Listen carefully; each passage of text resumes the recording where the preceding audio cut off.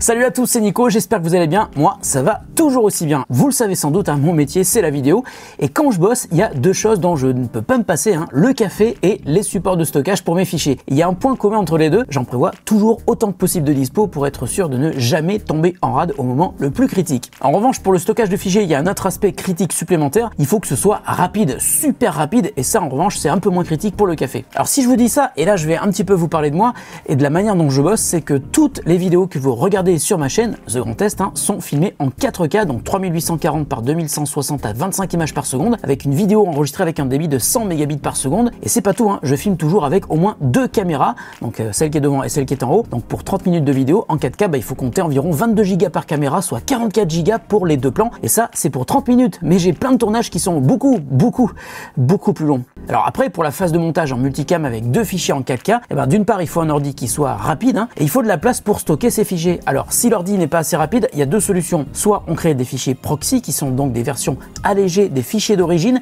qui sont utilisés à leur place pendant la phase de montage, soit on crée au contraire des fichiers qui sont beaucoup plus gros, qui sont des fichiers H264 qui sortent de la caméra et que Final Cut a entièrement décompressé. Ils sont donc plus faciles à lire, mais ils prennent beaucoup plus de place, et donc là, il faut que le disque sur lequel ils sont stockés soit très gros. Mais dans tous les cas, il faut un support de stockage qui soit rapide, parce que le but, évidemment, c'est toujours de pouvoir faire du montage avec une lecture des fichiers en temps réel, et ça, c'est pas toujours simple. Alors je vous parle de mon cas sur la vidéo, mais pour ceux qui font de la photo, c'est un petit peu la même problématique. Quand on prend une photo en RAW par exemple, le poids des images peut facilement monter à 10, 20, 30, voire 40 mégas pour une seule photo selon la résolution de l'appareil. Donc là, c'est la même chose, il faut un support de stockage rapide pour pouvoir ouvrir et lire les images de manière confortable sur un logiciel d'édition photo. Alors évidemment, dans mon Mac, j'ai un SSD, il est super rapide, mais quand il est plein, il peut m'arriver d'avoir besoin de travailler sur un projet qui est stocké sur un disque externe, et c'est là où le SSD est totalement indispensable. On peut difficilement travailler sur un projet Final Cut Pro 10 stocké sur un disque dur externe, on s'aperçoit vite que la vitesse ne suit pas. Il faut vraiment un SSD pour travailler de manière confortable, j'ai même envie de dire pour travailler de manière normale. Donc ça fait des années que je collectionne les SSD, parce que de toute façon le SSD c'est super pratique, ça permet de stocker des fichiers, mais aussi de les transporter, de les faire passer à quelqu'un d'autre. Et puis il y a un autre aspect qui est super important, il faut que ce soit solide, parce que si vous transportez un SSD comme ça c'est un SSD interne avec un câble, il risque de s'abîmer. Et c'est pour cette raison que les SSD de ce genre sont super intéressants, parce qu'ils combinent à la fois un format qui prend peu de place, qui est super rapide, et surtout qui n'est pas fragile, parce que justement ce genre de SSD c'est fait pour être transporté. Alors j'ai déjà fait plusieurs vidéos sur le SSD de SanDisk il y a quelques années, d'ailleurs j'utilise toujours ces SSD, mais là SanDisk m'a envoyé leur tout dernier modèle, c'est le Extreme Pro, pour le tester.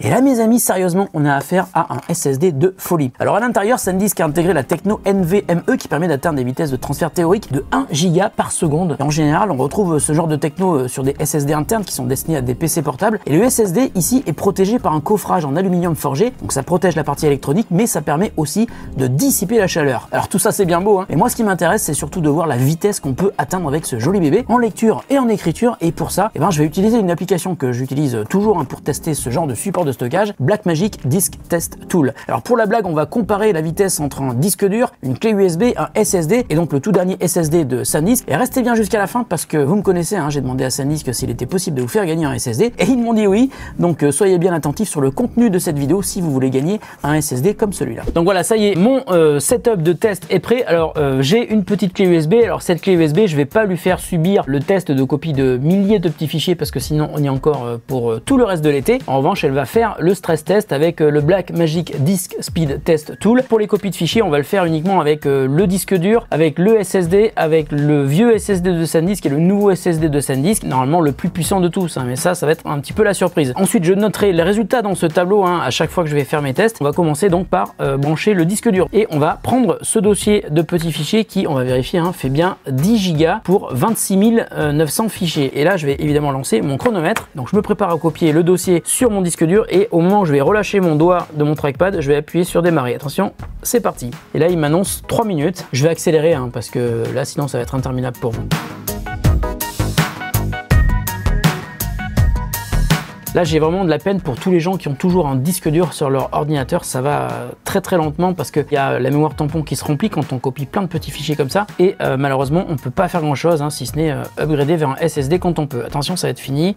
Ça y est, 2 minutes 58, donc 180 secondes. Alors deuxième test qu'on va faire toujours avec le même disque dur, c'est un fichier de 20 Go. Donc là c'est pareil, je vais le copier sur le disque dur. Attention, c'est parti.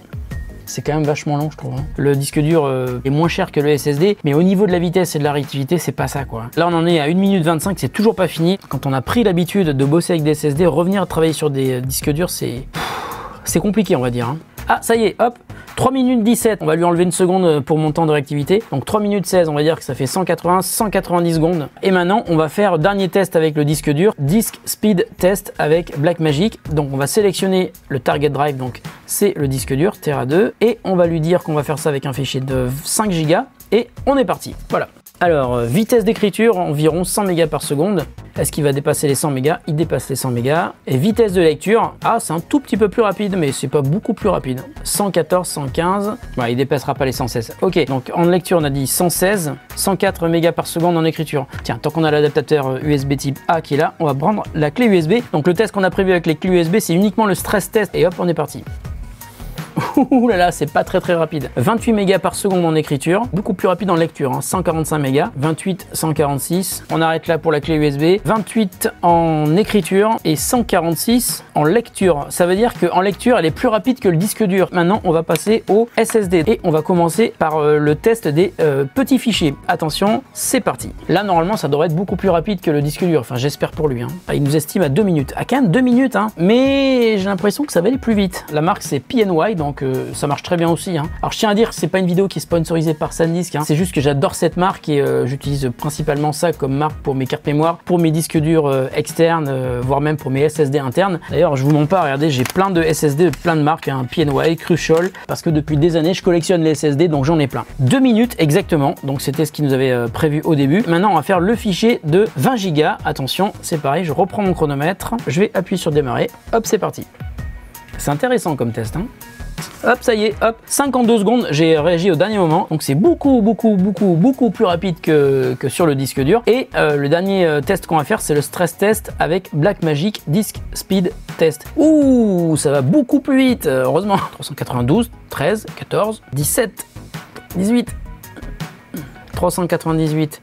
429. C'est stressant, vous trouvez pas? Et on va passer à mes SSD USB type C. Alors là, j'ai un câble USB type C qui est ultra rapide, c'est le plus rapide que j'ai. Et on va brancher le premier SSD, c'est le petit SSD de SanDisk. Et on va remettre le chronomètre en route. Donc on va commencer par la copie des petits fichiers. Hop, c'est parti.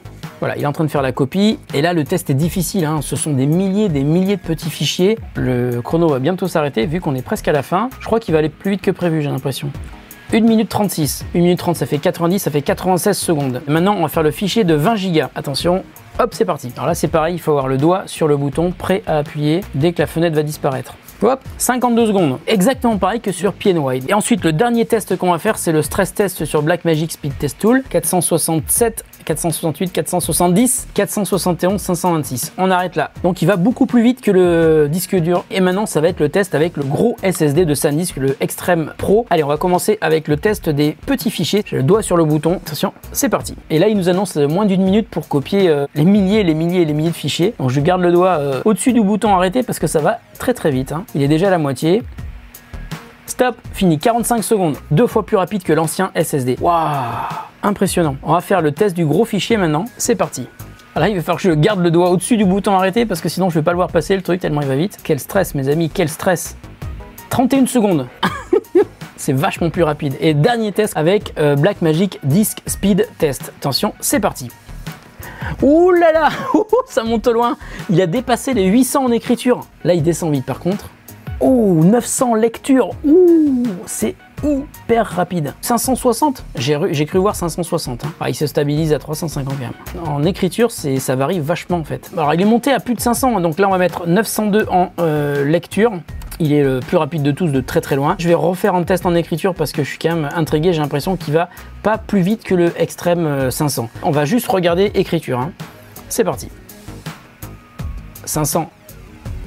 510, j'ai vu 510. Mais il reste pas à cette vitesse maximum, il redescend vite entre 350 et 370. On va mettre 500 en écriture parce qu'il est passé au-dessus mais il n'y est pas resté. Quasiment aussi rapide pour l'écriture que sur le SSD SanDisk Extreme 500. En revanche, en lecture, il est 2 fois plus rapide, c'est impressionnant. Donc voilà, ça c'était mon test du Extreme Pro SSD 2 Tera de SanDisk. Si on regarde le tableau des résultats, donc on voit que le SSD est plus rapide partout. Donc c'est lui qui prend le moins de temps pour copier des petits fichiers, des gros fichiers et qui a le plus gros débit. hein, sur Blackmagic Disk Speed Test. C'est mon SSD désormais le plus rapide de ma collection et c'est génial parce que c'est sans doute aussi celui qui est le moins fragile. Je vous recommande ce SSD et je vous recommande toujours celui-là, hein, c'est le petit Extreme 500, mais il est aussi très rapide et puis je pense qu'il doit être moins cher. Mais celui-là, il existe aussi en version 500. Hein. Voilà, fin du test. Alors SanDisk et moi, c'est une longue histoire. Hein. Si vous me suivez sur Twitter, vous le savez peut-être, j'adore la marque et d'ailleurs je n'utilise que des cartes mémoire SanDisk dans tous mes appareils photo et vidéo, quel que soit le format. J'ai eu des compacts flash, vous voyez, j'en ai encore ici. J'ai eu des micro SD, des SD, des SDXC et donc également des SSD internes et externes. D'ailleurs, j'en profite aussi pour faire un focus sur cette carte. C'est une Extreme Pro SDXC en format 64 Go. J'en ai au moins 12 comme ça et pour moi, c'est le meilleur rapport qualité-prix du marché pour la photo et la vidéo. Je vous mets des liens dans la description de la vidéo pour les acheter au meilleur prix. Et pour les nouveaux SSD Extreme Pro qui existent en version 512 Go, 1 Tera et 2 Tera, je vous mets aussi des liens. D'ailleurs, j'ai envie de vous faire partager cette expérience. Hein. Donc, je vais vous faire gagner un SSD. Ça va être un Extreme Pro en version 1 Tera. Pour jouer, ça se passe comme d'habitude sur mon compte Twitter. Il faudra me suivre et répondre à la question suivante. Si vous gagnez le SSD de SanDisk, comment est-ce que vous allez l'utiliser? Il me tarde de lire vos réponses car on a tous des usages différents avec ce genre de produit. Et quand j'ai proposé à SanDisk de vous faire gagner un SSD, ils m'ont aussi parlé d'un logiciel qui est offert quand vous achetez ce SSD. C'est Luminar 4 de Skyloom. Alors Luminar 4, c'est un logiciel pour Mac et PC. Il permet de gérer ses photos, d'importer ses fichiers RAW. Il existe aussi en plugin pour Photoshop et Lightroom. Et j'avoue que je ne connaissais pas Luminar, hein, donc j'ai regardé le genre de truc qu'il permettait de faire. En fait, on retrouve plein d'outils pour améliorer ses photos de manière assez rapide. Il permet aussi de retoucher en effaçant des éléments gênants sur des photos. Alors ça ressemble fortement à ce que Photoshop permet de faire depuis ses dernières versions, mais la différence c'est que le Luminar est beaucoup moins cher, il coûte 89 € et il est pourtant hyper complet. Voilà, la vidéo est terminée, j'espère qu'elle vous a plu, on se retrouve très bientôt pour une autre vidéo qui n'aura sans doute rien à voir. Salut à tous et merci de votre fidélité.